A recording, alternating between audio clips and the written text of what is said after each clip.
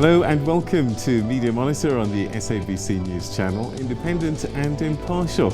Now, this is where we take a look inside the world of media, analysing the trends, the issues and the reporting on some of the week's top stories. I'm Ndoro. This is what's coming up on the show. We'll be taking a look at the ongoing conflict between Palestine and Israel, which has dominated the news headlines this past week. A newly published research explores what some African media can learn from other countries in reviving and sustaining journalism. We also chat to popular, in fact that's what we're going to be focusing on, those two issues during the course of the program. But our regular Back in History feature takes us back to the Truth and Reconciliation Commission, when a politician, you'll find out who it is, former president, actually testified there, and find out what he said. So that's still to come. But first, let's take a look at what's in the front pages of the newspapers this morning. And we start with the Sunday Times.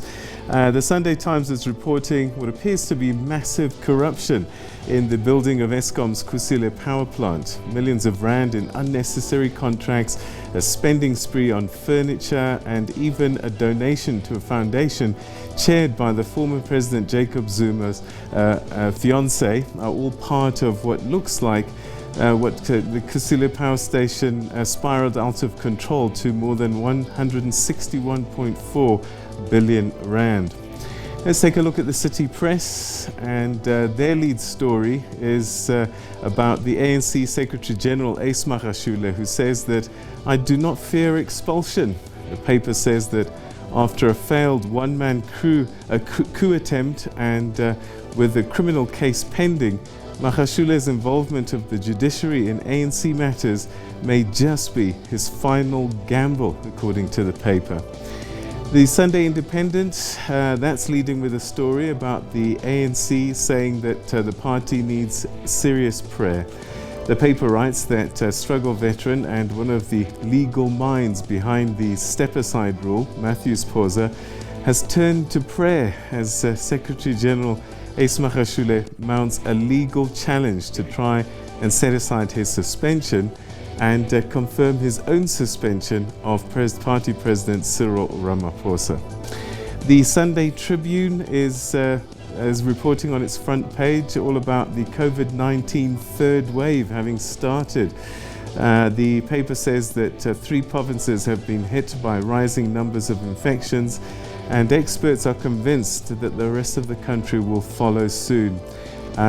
Professor Adrian Puren, Acting Executive Director of the National Institute for Communicable Diseases, confirmed that the country had not yet met the criterion for a national resurgence, but both the Free State and but rather that the Gauteng Premier and Eastern Cape Premiers both said on Friday that their provinces were battling a third wave. Let's take a look at the Weekend Argus on Sunday. And still with COVID-19 theme, the Weekend Argus on Sunday says that there's a mad rush for coronavirus jabs.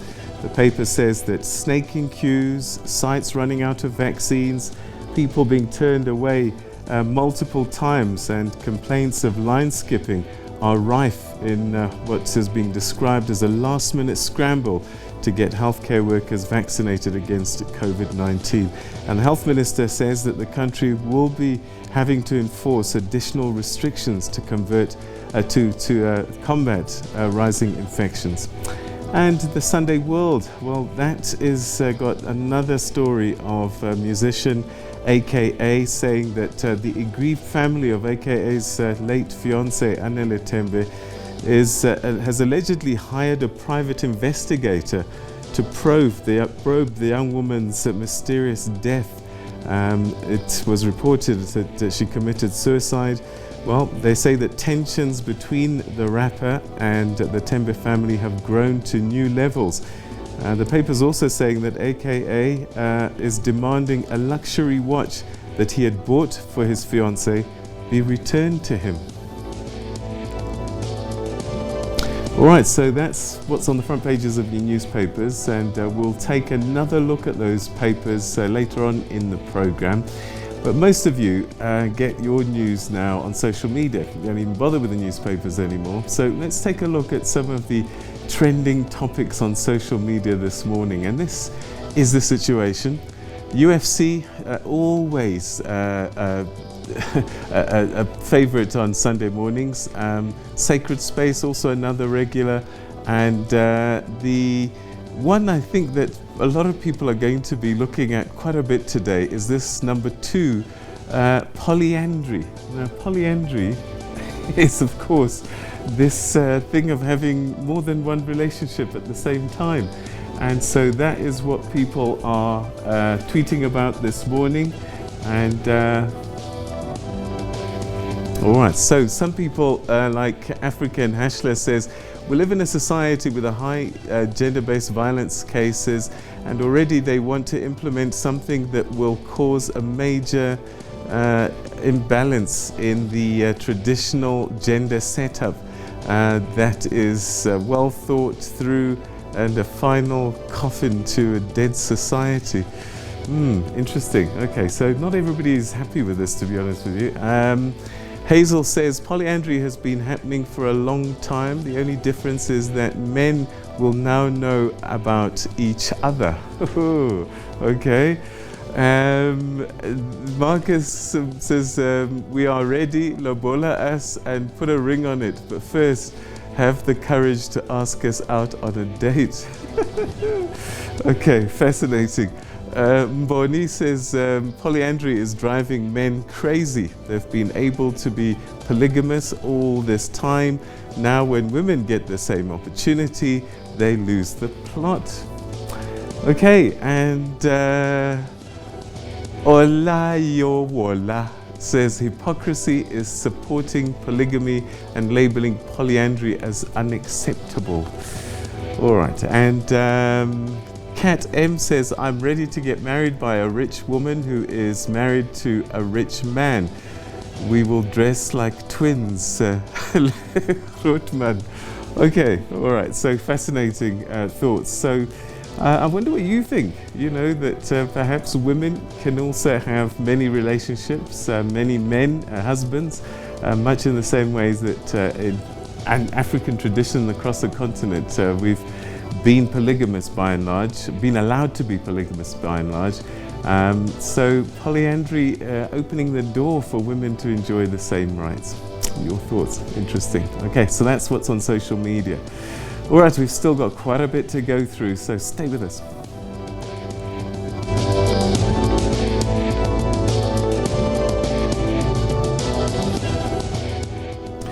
Now, the conflict between Palestine and Israel has been dominating the news headlines this past week. This after fighting erupted on Monday after weeks of rising Israeli-Palestinian tensions in East Jerusalem, which culminated in clashes at a holy site revered by both Muslims and Jews. Meanwhile, media coverage of the Arab-Israeli conflict by journalists in international news media has been said to be biased by both sides and independent observers, which poses questions on how the story is being covered. Well, for more on this, I'm now joined by media analyst Melo, Magolego, and Dr Emmanuel Matambo, who's a senior researcher at the Center for Africa-China Studies. A very good morning to you, gentlemen. Thanks so much indeed for joining us. Good morning, Peter. Good morning, Peter, and thank you for inviting me. All right, let me start with you, Melo, because you're on the screen. It is an interesting thing, and you know, I was reading a paper that was written as far back as 2011 on this very subject, media bias in the reporting of the Palestinian-Israeli conflict. I wonder, in this week, as you've consumed the news, have you seen obvious biases? Absolutely, Peter. And I think, as we've said many times on this program, is that different media organizations tend to have different slants to stories and different ways in which they present narratives. So, for example, if we can take the coverage of the Israel-Palestinian conflict situation, I'd like to highlight examples of the way Al Jazeera has done it, the way The Guardian in the UK has done it, and the way that some of the more conservative media houses, for example, The Economist and Financial Times, which are mainly economic papers, and lastly, the New York Times. So across all of those four institutions, what you're finding is that I find Al Jazeera to be the most pro-Palestinian and most strident in terms of condemning the actions of Israel. So, for example, the language that you'd find being used in Al Jazeera is that they'd be calling Israelis Israeli settlers, colonial settlers, they'd be calling it massacres and so on Palestinian people, defenseless, oppressed people. That's the type of language you'd be finding in Al Jazeera. And then if you look at, for example, the ownership structure of Al Jazeera is owned by the Qatari people. And then from Qatar, also the stories that Qatar is also funding Hamas, which is obviously the governing formation within the Gaza Strip there, within the Palestinian authorities. So from that perspective, the Al Jazeera's perspective is in a way supported by this Qatari ownership and also by sort of like an empathetic sentiment towards the whole Arab plight within the Middle East. If you move further out into something like perhaps the UK, what I'd find for me, and the coverage that I enjoy the most tends to be from The Guardian. The Guardian tends to be on the political spectrum, very much a left organization. But then what they do is that their coverage I find to be the most balanced. So, for example, if I were to compare The Guardian's coverage, is that the way they would describe Hamas versus the way they would describe the Israeli militants, their language tends to be very much neutral. So you tend to get the perspective that they sort of like giving you the facts, and then they do have correspondence on the ground, both in Jerusalem and in the Palestinian authorities. So for me, I tend to enjoy that much. And also, they tend to also very much highlight the plight and the oppression of the Palestinian people without you necessarily feeling that they're feeding you some sort of agenda.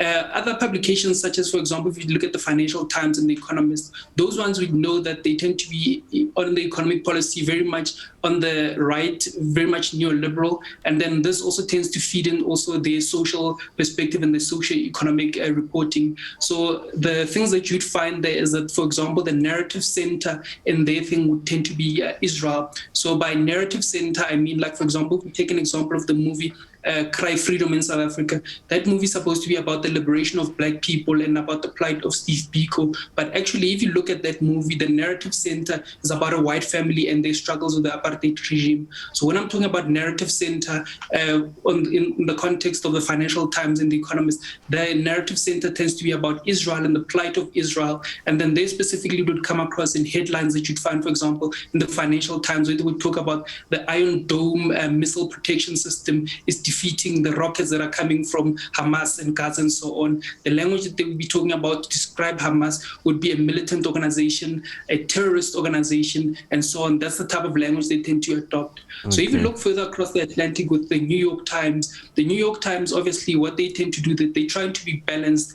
They tend to they like to project themselves as a leftist organization, but they're a leftist organization within the American context. Obviously, American left is not really proper left in the global sense, if you can put it that way.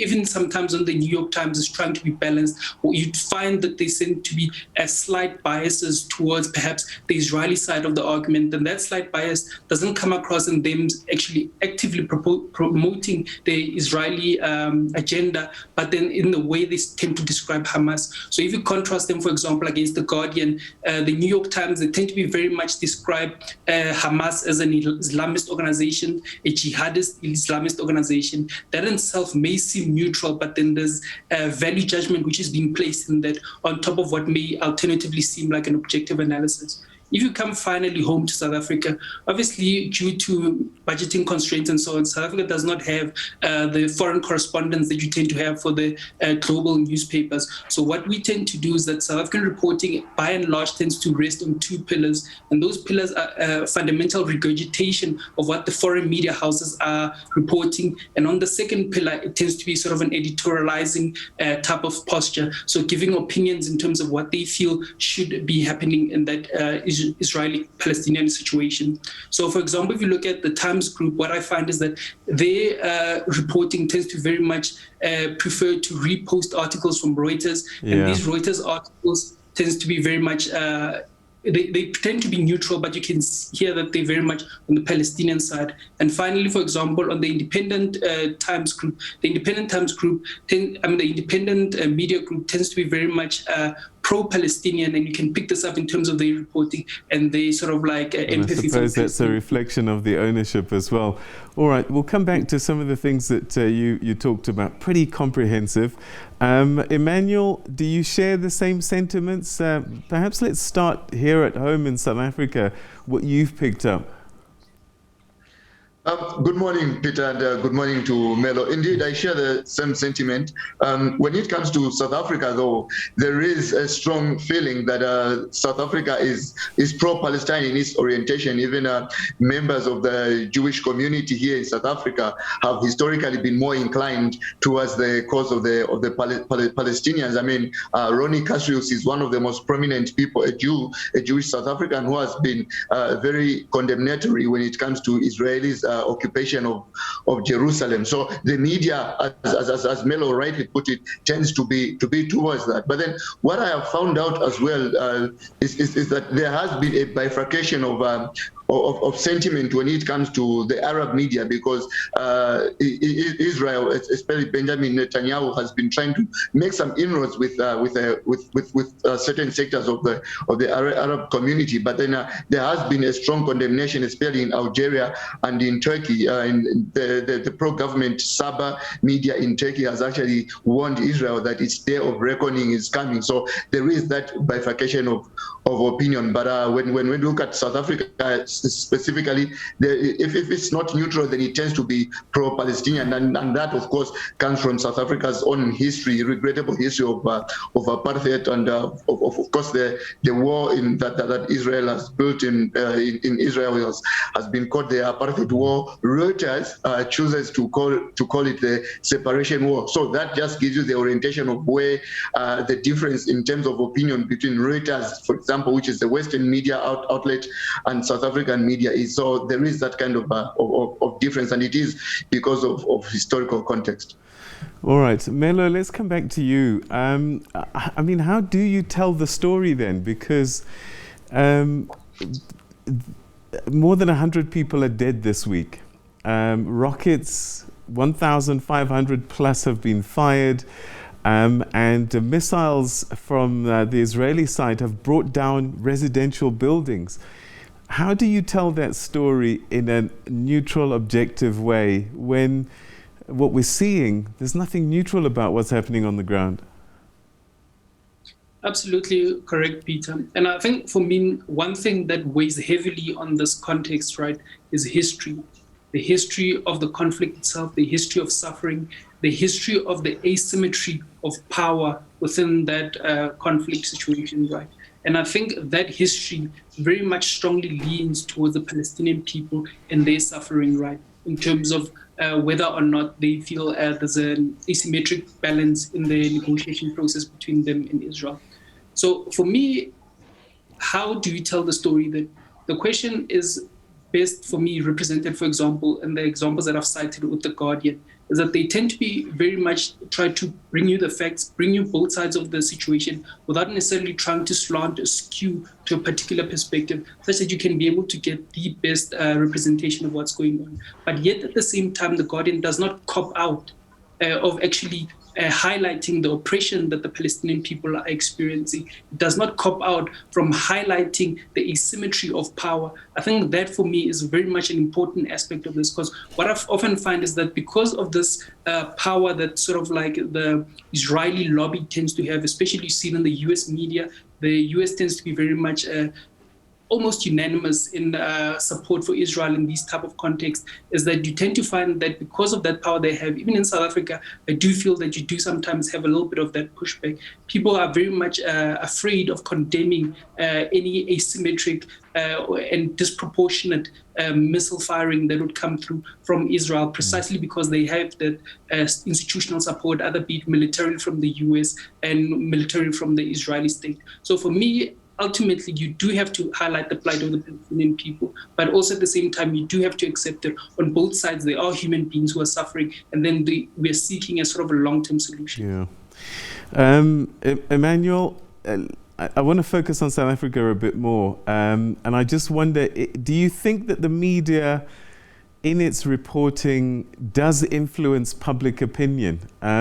look, for example, Hamas, they're not saints by any stretch of the imagination, but one hardly ever reads in South African media some of the things that make them less than saints. Indeed, I think when it comes to South Africa, as Melo said, there is a clear asymmetry of power in that troubled region that one cannot deny. So when you look at South Africa, yes, Hamas is an extremist group. We have to put that on the table. We have to look at that is a fact. But then we also cannot ignore the fact that what is happening in Israel is an injustice towards the Palestinians, and that has to be reported according to what the media has done. I think the media in South Africa has done reasonably well, and it has the power to actually influence opinion.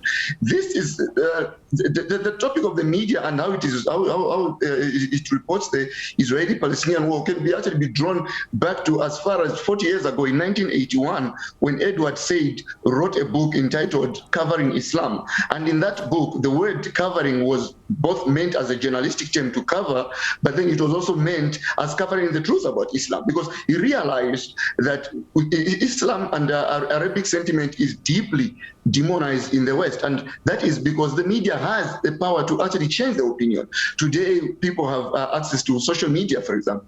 There have been a lot of hate crimes that have been perpetrated because someone started something crazy on social media. So there is actually the currency of the media to actually shape opinion. And it is very important that the South African media is putting a spotlight on what is happening to Palestine, because it has a lot of potential to actually shape the opinion and the coverage of the Palestine conflict. Melo, do you think that part of the problem is that some of these articles don't really have enough background? For example, this weekend was Nakba, which is the Palestinians recounting the occupation of their land. And I've hardly seen any literature on that, actually. And yet, it's a significant moment in time and in history, and by and large explains what the struggle has been about. Absolutely, Peter. I think you're spot on there. The fact that this conflict, obviously, because I think part of the thing is that it's very difficult to get into Gaza. I mean, I've been to the Palestine-Israeli region, and Israel has sort of like put a blockade around Gaza, so it's very difficult for you as an individual to be able to get access to that. I mean, obviously, we've also seen this past week there was bombing of the media buildings, the buildings which had housed media houses and so on. So I think for me, from that perspective, that makes that very difficult, right? But one article in South Africa, which I thought was actually spot on, and I think it's one of the best articles that I read on this thing, is an article by Jacqueline Ashley. So this was published originally in the New Frame. So the New Frame, they tout themselves as a social justice media publication, which is based in Johannesburg. That specific article was then reposted by the Mail and Guardian, so it's available on the Mail and Guardian. So the specific issues that you're raising around Nakba, which is relating to the sort of a commemoration of the day where Palestinians were starting to be exiled from their land, she sort of gives context to that. Another issue which she also gives a very much good context to is around the significance of these evictions that are currently happening within that Palestinian region of Sheikh Jarrah. And then that context, if I can just give it in 15 seconds, is that if you imagine sort of like two balloons with a tennis ball in the middle, the tennis ball would be sort of your Jerusalem, and the two balls would be Israel, and then the West Bank, which is the Palestinian authorities, which are touching the tennis ball. So what is happening with these evictions is that if you look at where the Palestinian balloon is sort of touching the tennis ball there, Israel is sort of like evicting Palestinians there so that they can have a contiguous area of Israeli coverage around Jerusalem, which in a sense then sort of starts to then give them control of Jerusalem and moves them away from a narrative of trying to share. I mean, obviously, this is a perspective that Jacqueline Ashley gives. And when I actually did a little bit of Googling to find out her background and so on, for me, what I found is that she was at one point based in Palestine as an independent media reporter. So to go back to your question, it's absolutely critical, I think, to have sort of that on-the-ground experience and on-the-ground exposure, because otherwise what you're then doing is that you're sort of regurgitating what you're reading from the international media, or you're editorializing and giving an opinion. Emmanuel, again, you know, background we talked about as being critically important. Do you think that we focus a lot on what's happening right now in the days like this week? We just focus on the rockets and the missiles, and without explaining what led to and what a lot of these issues are, it doesn't have the right context to understand what this cry is about.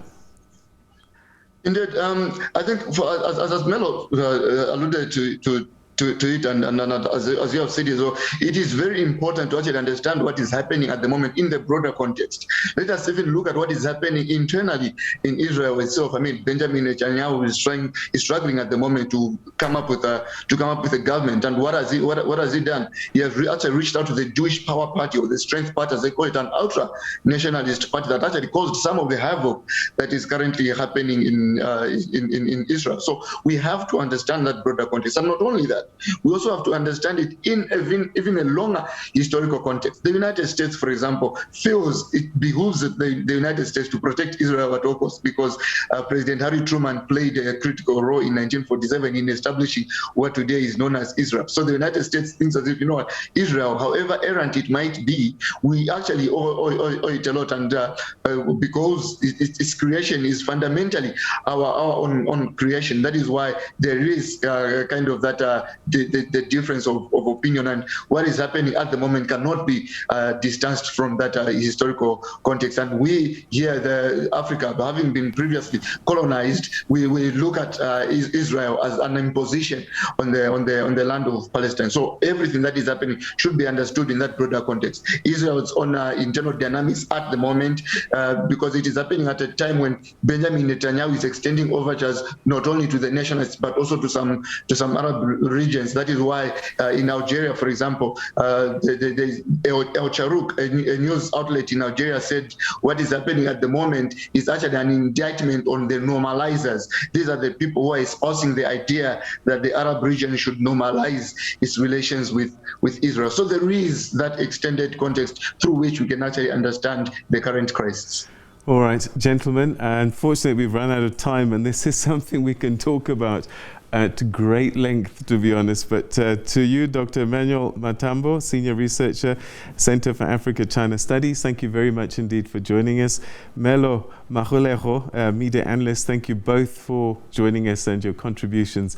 Very well appreciated. Thank you. Thank you. You're welcome. All right. Okay. So there you have it. I mean, it is a complex story, and one that is decades old. 1948, the story begins. And I just wonder what your thoughts are in terms of our reportage as journalists and as broadcasters, whether we're telling you the whole story. Are we biased? That's something to ponder. All right. Welcome back. You're watching Media Monitor. A newly published research explores what the South African media can learn from global debates as others experiment to find novel ways of doing journalism, titled Thinking Globally and Acting Locally, Reviving and Sustaining South African Journalism in a Post-COVID-19 World. And this is by Dr. Harry Dugmore. In this paper, Dugmore notes that while there is talk in many countries that the COVID-19 pandemic impacts on economies might have precipitated a media extinction event, what it has done in much of Africa and in this country is reveal how heavily South African news media has relied on advertising revenue. He further explains how many multinationals, including Google and Facebook, make vast profits in local jurisdictions but pay very little tax. Well, let's unpack some of this. I'm now joined by Senior Lecturer at the University of Sunshine Coast, Dr. Harry Dugmore. Thanks so much indeed for joining us, and welcome to the program. It's crazy talking to you so far away, where particularly here in South Africa, you've been a household name. It's also in academic circles, I guess, at Rhodes. Thank you, Peter, and good morning to you guys. Yes, it's great to be with you again, and the connection is only one Zoom call away. So very pleased to be chatting with you today. All right. So thinking globally, acting locally.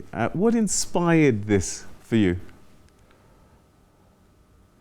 I think back in 2018, we had a very deep dive into looking at new business models. We were very fortunate to get a grant from the Open Society Foundation of South Africa, and we produced a report that was called Paying the Piper, and it was trying to look at where South African media could go from a more commercial point of view, from a revenue point of view in private media.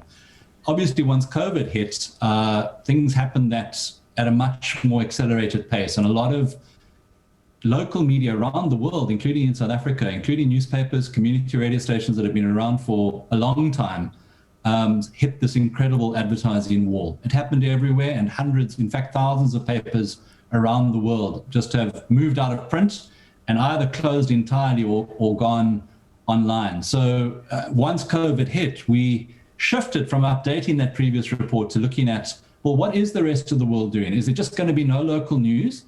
If you are not living in a big city, are you just not going to have news, or are there going to be ways that we could find of keeping particularly local and regional news organizations going? All right, so when I think of Australia, I think about the Murdochs and I think about big media houses. How have they traversed this challenge, and what can we learn from that?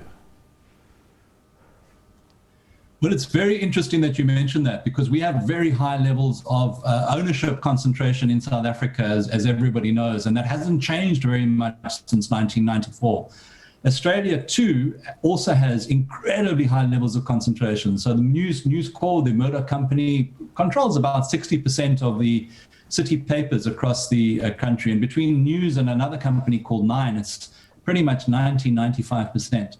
What they've done, which is really interesting, and what we need to look at with a great deal of interest and really kind of try and understand, is they've pressurized the government, and through that, their competition commission and the competition authorities to really put the squeeze on Google and Facebook. And Australia has become the first country in the world to successfully get these two mega American multinational companies, these platforms, to get them to put up some serious money for journalism. It's forced them to negotiate with all the Murdoch papers, with all the Nine papers, even the Guardian, which has already got its own Scott Trust funding, even the ABC here, which is the equivalent of the SABC.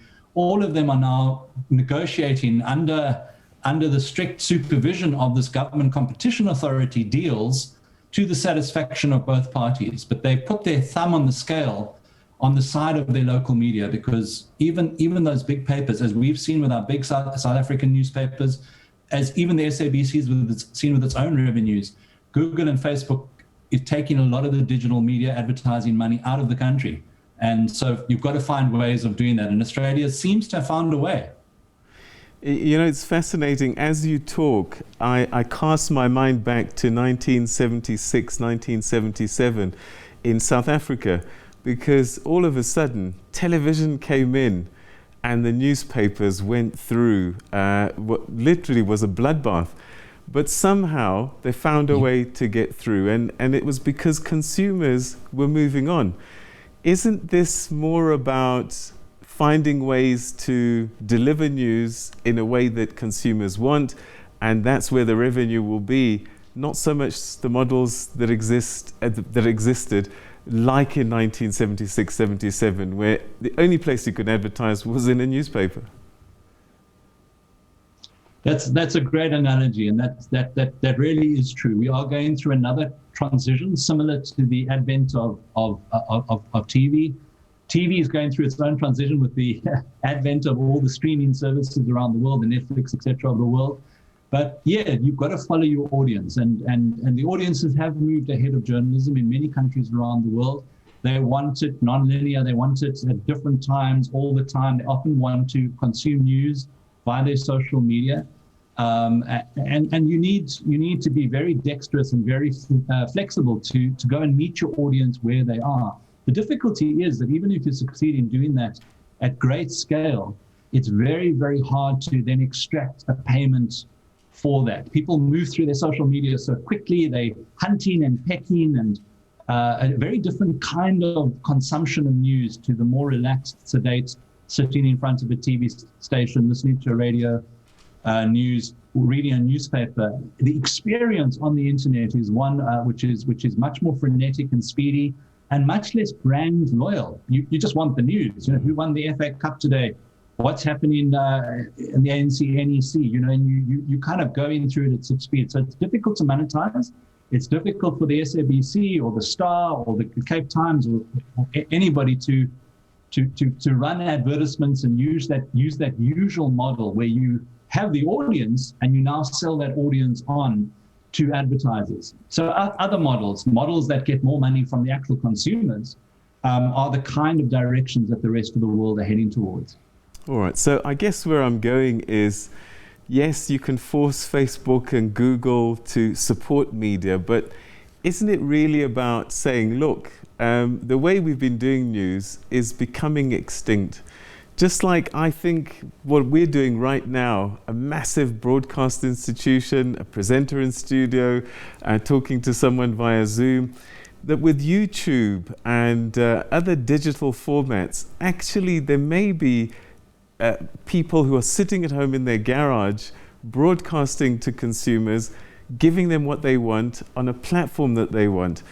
And isn't it about us as the media saying, okay, the platform that's there now is digital. Perhaps we should be on YouTube because that's where people are going to get stuff to consume, rather than setting up new massive broadcasting houses? I think there's a lot of discussion and debate in every country in the world around the public service media. What role should it play in this digital age when you're up against all these streaming giants and against social? There's a finite amount of attention that human beings have, and we've got so many other things that to draw that attention away. The two key things that arise are the issues of verification and authority and vetting. So what we've seen in the modern world, right across the world, has been this massive rise of disinformation and the falling away of people's trusts in particular brands, not entirely, but a little bit.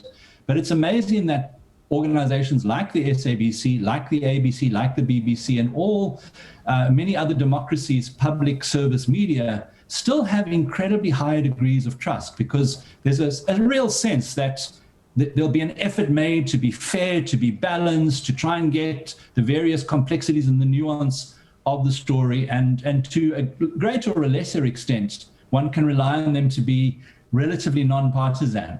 And what is happening with all those people in the garages broadcasting on the YouTube and just YouTube sites or just broadcasting on social media and the various channels that you can just do on your social media, is that a lot of that information isn't verified. So to keep that kind of oldest mission of journalism going, that verify, check, fair, balanced, that costs money. And to do it when people are resisting the investigative journalism that's so central to the proper functioning of democracy, you need very, very substantial resources to do that. And that must either come from society directly, like NPR in America, or it must come from the government like it does with the BBC, or it must come through the license fees or some kind of household levy or some kind of mechanism.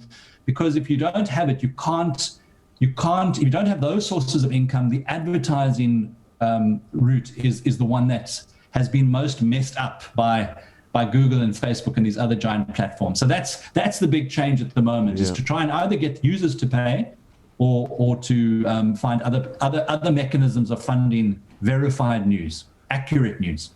All right, perhaps as a final question, I'm going to ask you to try and look into your crystal ball. I'll take you back to 1976, and again, we had newspapers, they got disrupted by television. Public broadcasting got disrupted by Mnet. Mnet now is being disrupted by Netflix and online video streaming. So I'm just wondering, what is the next thing for South Africa that's going to be the disruption that we really need to pay attention to and anticipate? I think the next big disruption will be data becoming a lot more available. People being connectivity and data becoming cheaper and connectivity being more widespread. Once you move to 5G and it's inexpensive, like it is in most countries in the world. In Australia, it's really inexpensive, where you can just download things all the time. That can be a very good thing. But it's also very, very disruptive, because then people genuinely do have access to all these streaming services. People can also produce a lot more. So you get this greater civic involvement very often if you're lucky. So I think that's what it's going to be. South Africa is in, if you're looking 5-10 years ahead, hopefully they're able to control prices, data can fall, and people can have the kind of experiences that the wealthier countries are having with a very powerful online experience. But with that does come a lot of disinformation, and with that does come a lot of people doing horrible things and attacks on journalists, and you still need a solid journalistic operation, particularly on the investigative side, to keep democracy on track. Dr. Harry Dugmore, great talking to you. We certainly miss you. We look forward to when you come back to our shores.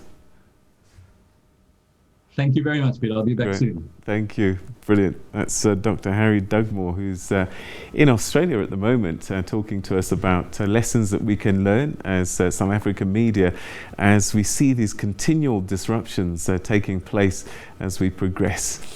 All right, we now are going to go to one of my favorite parts of the program, and that's when we go back into our news archives. And today, well, we take you back to the 14th of May, 1997, when the former leader of the National Party, FW De Klerk, appeared before the Truth and Reconciliation Commission. This is how the SABC covered the story.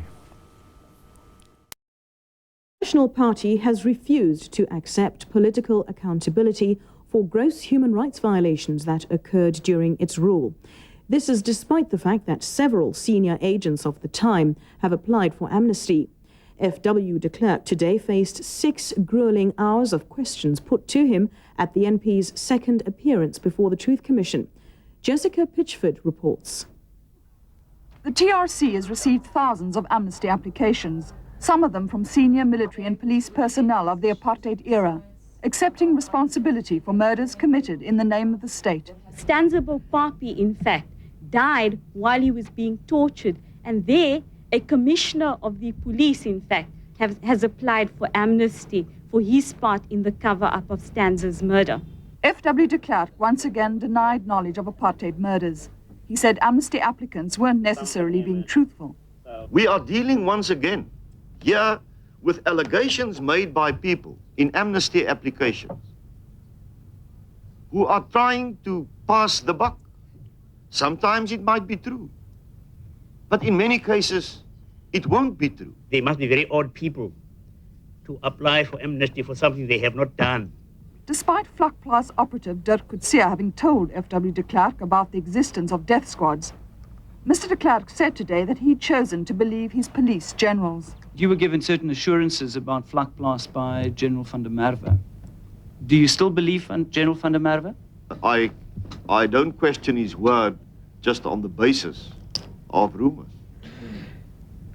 He would be responsible for those rumors himself in the form of an amnesty application, which is an application on oath. But he also confirms the version of the operatives who were Vlakplaas operatives who actually carried out that operation. If that is so, then obviously what he told me is not the true position. He did, however, once again apologize for apartheid, but said he hadn't applied for amnesty because he'd committed no crime. Jessica Pitchford, SABC, Cape Town.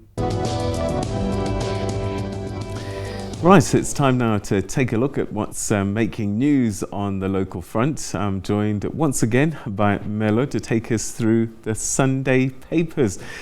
Right, Melo, you've got Ace Magashule on your mind, and we were talking about disruptions just a short while ago.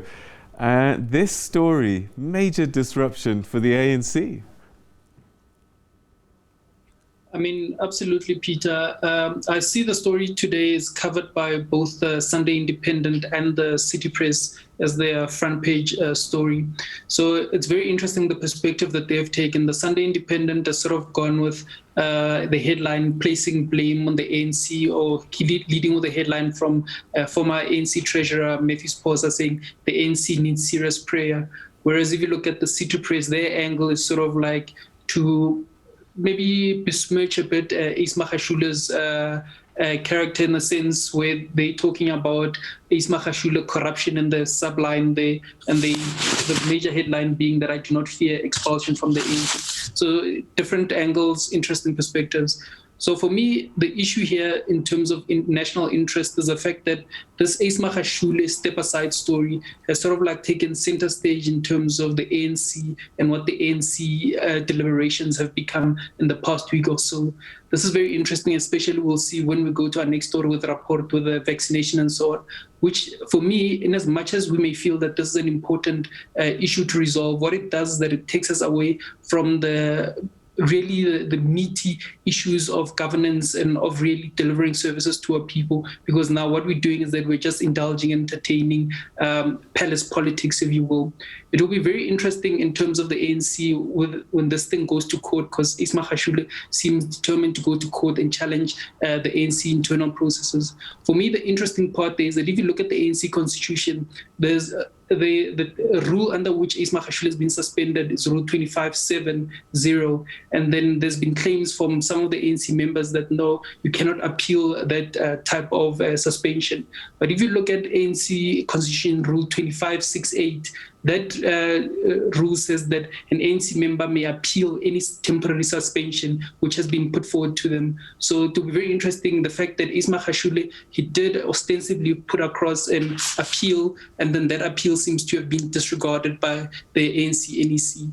The other side of the story, obviously, is that if you read the fine line of the ANC Constitution says that a member may be temporarily suspended by the SG through the authority of the NEC. So it seems like the NEC is central to making that decision to make the suspension. So a Secretary General cannot just unilaterally go out and make a suspension. So it seems on both sides of the issue there are actually cases to be made. It will be interesting to see how this issue plays out in the High Court.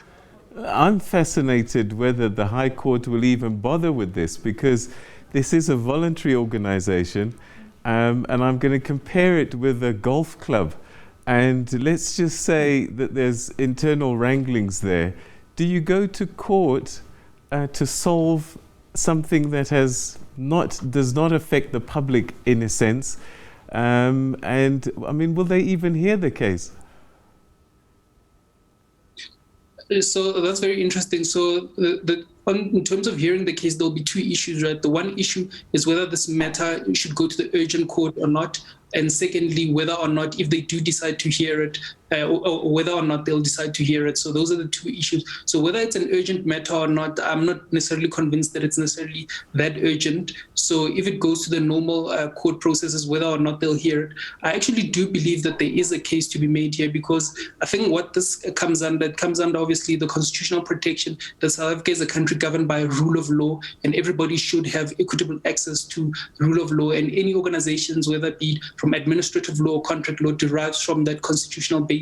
So I think from that basis, obviously, the claim that Ismail Hashule is making and the assertion that he's trying to garner here is to say that we have an ANC constitution. The ANC constitution spells out procedures 1, 2, 3, 4, 5. And according to what has actually been done to me, that is not consistent with the ANC constitution. I think that is the role that the court can play. I think obviously if you zoom back a little bit, another bigger role obviously is the fact that South Africa is sort of like a party political constitutional system. So political parties tend to be very much central to the political governance of the country in terms of the constitution of members of parliament and the various provincial and municipal legislatures. So I do think there is an overriding interest interest in actually being able to intervene on party political matters.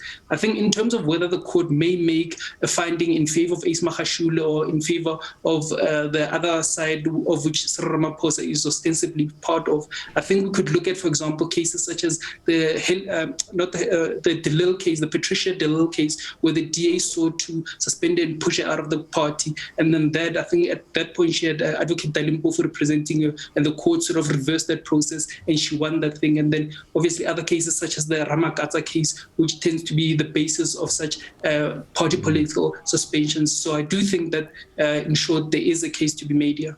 All right, we've run out of time, but very briefly, do you think that the papers, much like the Israeli-Palestinian issue, are taking sides in terms of the factions within the ANC? Absolutely, absolutely. As I say, Sunday Independent is very much, I think, sympathetic to the non-Cyril Ramaphosa faction, if you will, and then all the other papers tend to generally be aligned with Cyril Ramaphosa, I think. All right. Thank you so much indeed, Melo. Oh, your insights greatly appreciated. Thanks for your time. Thank you, Peter. Thank you to your viewers. All right, and that's where we come to the end of today's edition of Media Monitor. Thanks so much indeed for tuning in. Join us again next week at the same time for more of the same. In the meantime, COVID-19 is real. Please be careful out there. Wear your masks, do all the protocols, and save a life. Bye, everyone.